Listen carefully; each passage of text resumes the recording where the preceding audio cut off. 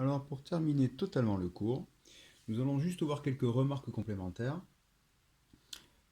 Dans le cas où un groupe déjà présent sur le benzène est très activant et que l'on veut faire une nitration.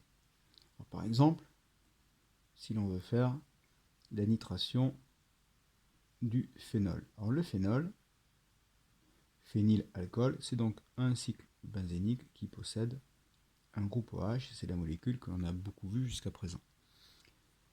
Si on doit faire une nitration du phénol et que l'on utilise le réactif habituel, acide nitrique concentré, catalysé par de l'acide sulfurique concentré.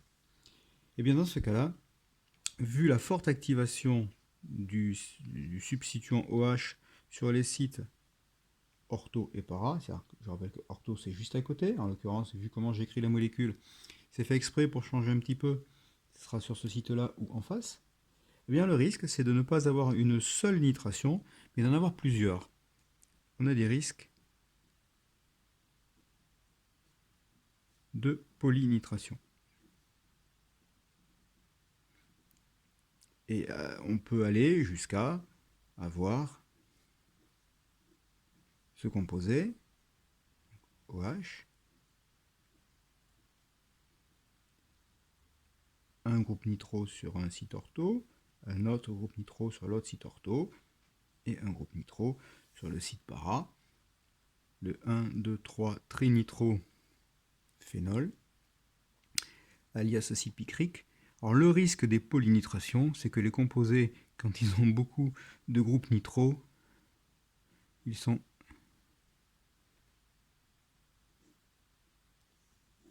explosifs. Alors si on veut pallier ce problème, et que l'on veut avoir qu'un seul groupe nitro, eh bien à ce moment-là, on va utiliser, par exemple pour la nitration du phénol,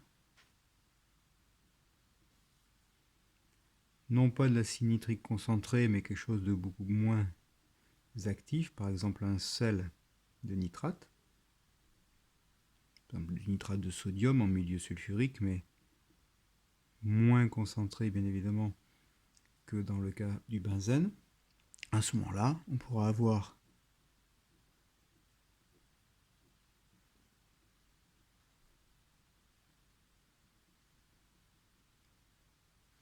de l'ortho,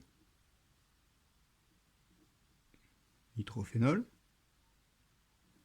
et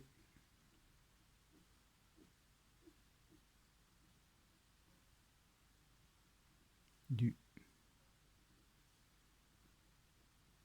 para, nitrophénol.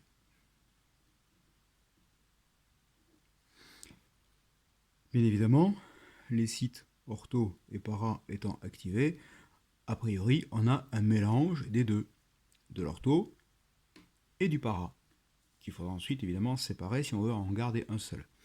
Alors, selon leur action, on peut avoir plus de l'un ou plus de l'autre.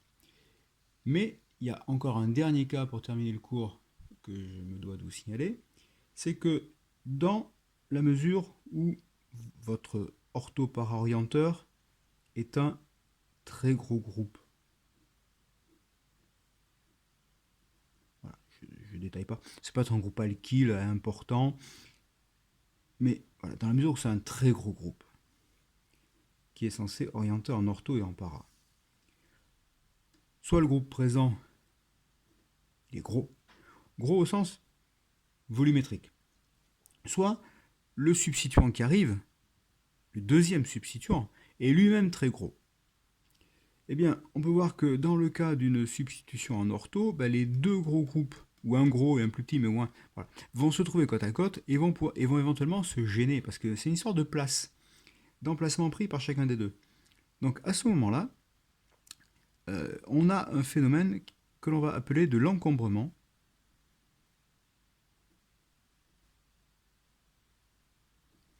stérique. Et ce phénomène d'encombrement stérique va faire en sorte que même si les sites ortho et para sont activés, Eh bien, à cause du manque de place, les sites ortho ils seront moins occupés finalement que les sites para. Et donc l'encombrement stérique, il peut avoir comme conséquence d'avoir le composé para qui sera majoritaire.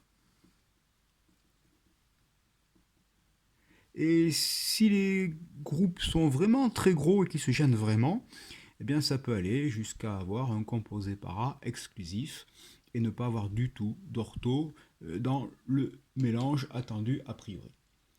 Voilà. Eh bien, avec ces petites remarques de fin, le cours est donc maintenant terminé. Il ne vous reste plus qu'à l'apprendre, bien l'assimiler, et on se retrouvera pour une prochaine fois. Mais ce sera pour un contrôle. Bon courage.